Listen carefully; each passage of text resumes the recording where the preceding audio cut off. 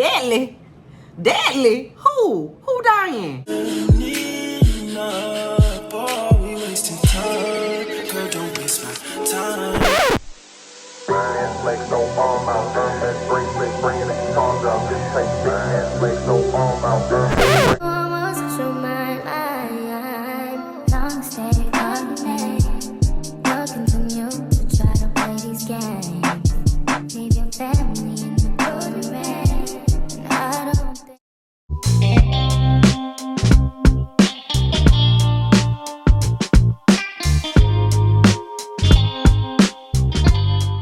Hey y'all, welcome back to my kitchen. Today we're creating a garden kale Cobb salad. I first air fried 2 pieces of bacon, prepped the produce, and boiled 2 eggs, then into a quick combo.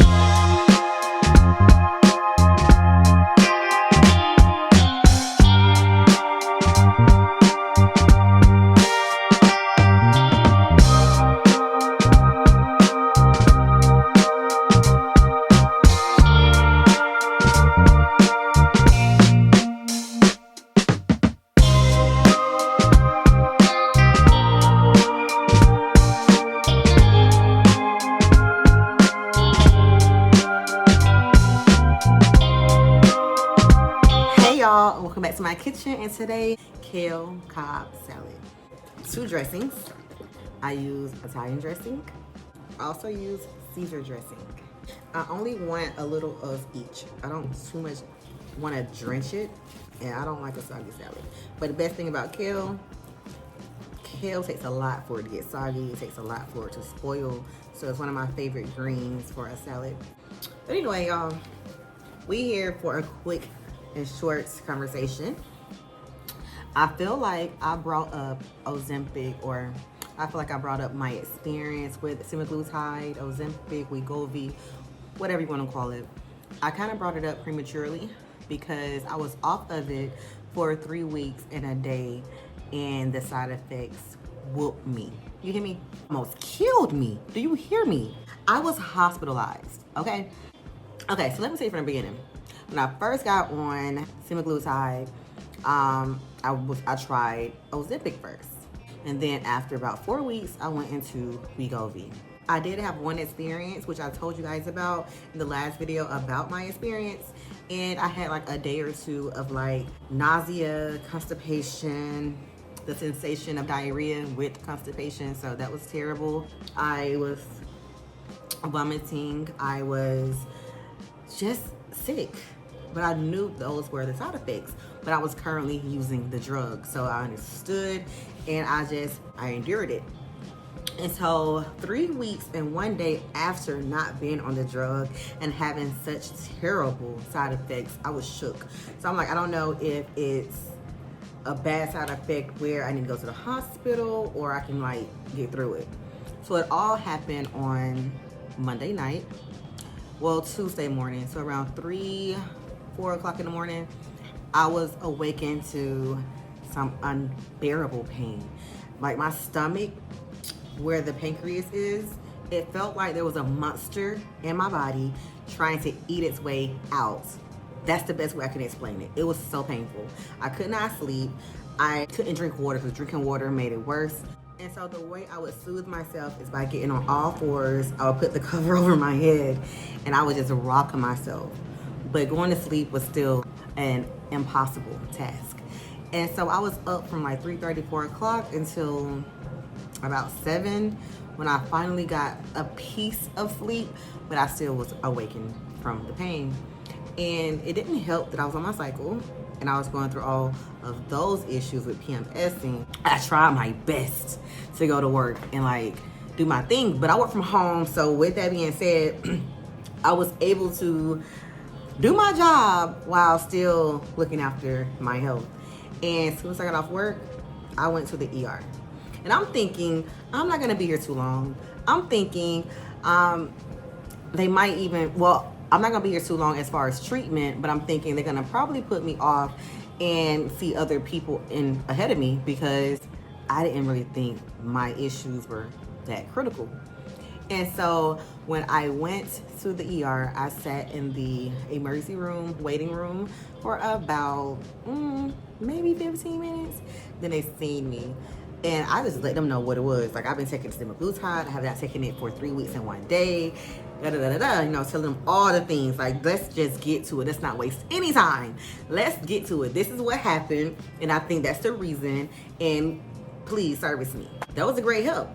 Okay, so I had to do blood work, a urine sample, and a CT scan of my abdomen, which is basically a CAT scan.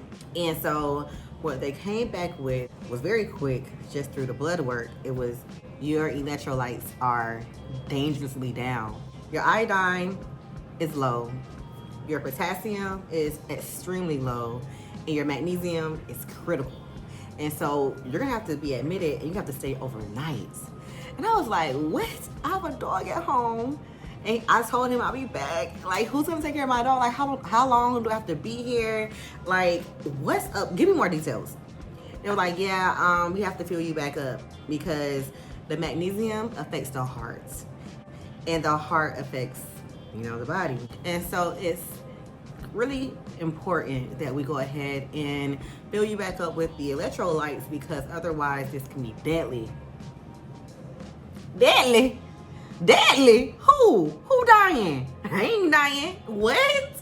I was like, oh no, like what in the have I gotten myself into? Like, all I just want to do is lose little pounds. I ain't want to die. And so, they admitted me, but I let them know, like, listen, I have a lot going on. I don't have time to be sitting in your hospital. And so it went from, okay, you're gonna have to be here for about 4 hours to we have to admit you for 24 hours. I said 24 hours. It's 9 o'clock.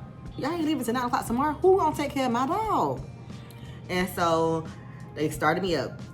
They did the fast pace. So I had 2 IVs. I had 2 IVs in each arm, and they did the fastest route they could so I can get out of there as soon as possible. And so I did about 10 hours. We took off about 12 hours because I couldn't be there for 24. All I had was a couple hours to get y'all. And so they drug your girl up. You hear me? I was IV down. I couldn't eat. I couldn't drink, but I had to go to the bathroom so much because they was running all the fluids through my body. And it was just a crazy experience. So what I will say, I do not endorse semaglutide, whether it's Ozempic, whether it's Wegovy, whether it's Mounjaro, I think it's the other name. And they have other names for it as well. We have a lot of clinics that's selling it for the low, which, you know, like I told you, is like $1,300 to $1,500 a month. But you can do clinics for like $250 a month. And I just don't think it's the best choice of a weight loss journey. It might kickstart your weight loss journey, but to what cost?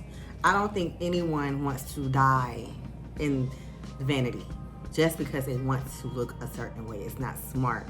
I understand that in today's world, your appearance means a lot. You're treated a certain way in society based off how you look. And the way you look can also be collateral or your means to income. However, if you're dead, what does it matter? Like, it doesn't mean anything if you're not here. The nurse did tell me, had I not got there when I got there, which is so scary to even think about, I would have probably passed out because the body would want to protect itself. And the best way it would do that is by me being unconscious. And the thing about that is I live alone, and I'm a person who do not answer all my calls or texts just because a lot of times I just want to be left alone or I'm busy.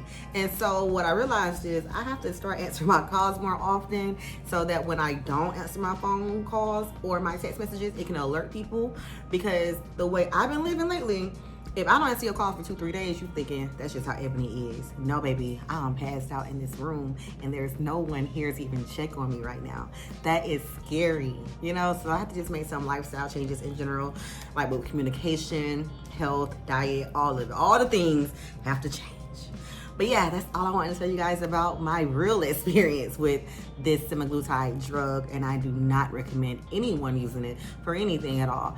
Eat right, diet, and live your life so that you have a life to live, because otherwise, you won't be here. But y'all, as always, thank you for watching. Don't forget to like and subscribe to the channel. It's free. Support your girl.